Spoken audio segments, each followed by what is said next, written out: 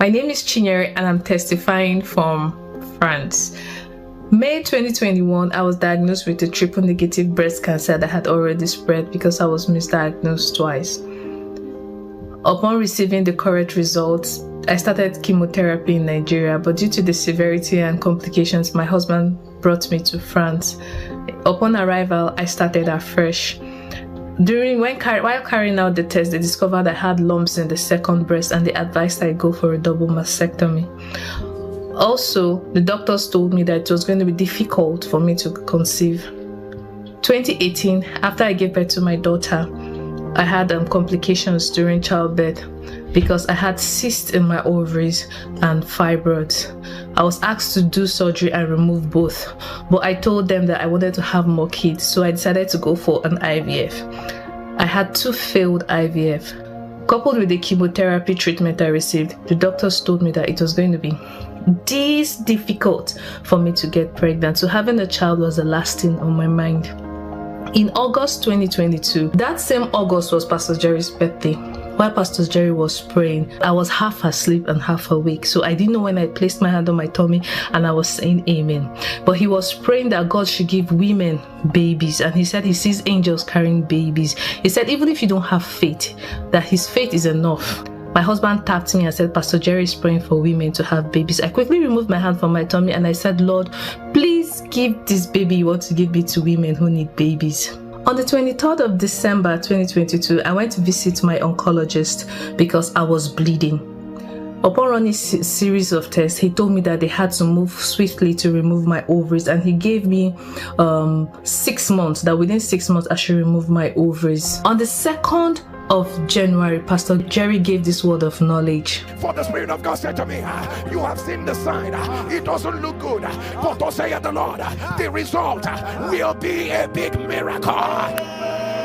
And I announce the sign will not determine the result. I'm not talking to everyone. The person I'm talking about, you know what I am saying. I said the sign will not determine the result. I said the sign will not determine the result. The sign may not look good, but you will carry your evidence. I keyed into it and immediately the bleeding stopped. But I was still feeling sick, so my husband, who was about leaving for the US, decided to take me to the emergency. Upon arrival, they said, after going through my file, they told me that I had to quickly go in for IRM and ultrasound and CT scan. So the doctors decided to start with the ultrasound. A few minutes into the ultrasound, I noticed a change in the doctor's face, and he told me that I should permit him that he needs to do a pelvic scan. I said, okay. During the pelvic scan, he had a drop on his face. He was like, and I got worried. I started crying. But inside, I was saying, God, what you cannot do does not exist. He beckoned on the second doctor and she came and she had a drop in face. She was like, and then she went back, picked my file, looked through my file and walked up to me and told me, you're pregnant. I said, "Shey, you want me?" I called my husband immediately, and my husband was so shocked. We didn't know whether to be happy or to be sad because I was on medications, coupled with the fact that I'm not 2 years post chemotherapy. So when I went to see my oncologist, he was flipping through my file and he told me March 24th is the day for the surgery. I told him I was pregnant.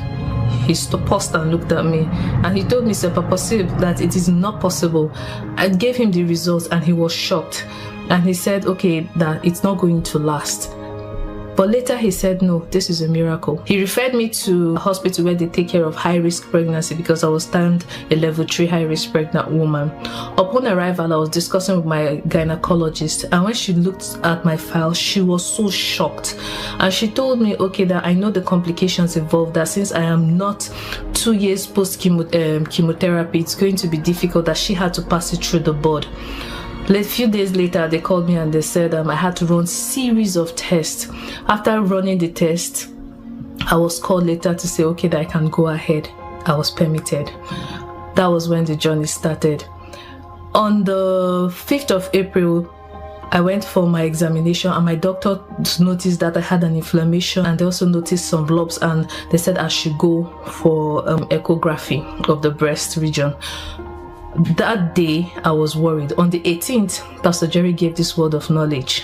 That negativity they are suspecting, we are suspecting is this thing. If your amen will turn that, what they are suspecting will not be what they will find. I keyed into it and I believed. When the result came out, it was nothing. They just said it was normal tissues that were inflamed, but there was no need to be worried. On the 25th of May, I received a call that I should come in to the hospital fast, that they discovered the chromosomal defect in the fetus, that I should come in. The 26th morning, I joined them to this PPD. Before leaving for the hospital, Pastor Jerry gave this word of knowledge. Oh, I don't know who you are, but the Lord has me to declare, the last minute, nothing will go wrong. I don't know who it is for. You better take it seriously. Oh God, you are getting closer and closer. You are getting closer and closer. The sound of your amen. The last minute, nothing will go wrong. Nothing will go wrong. Nothing will go wrong.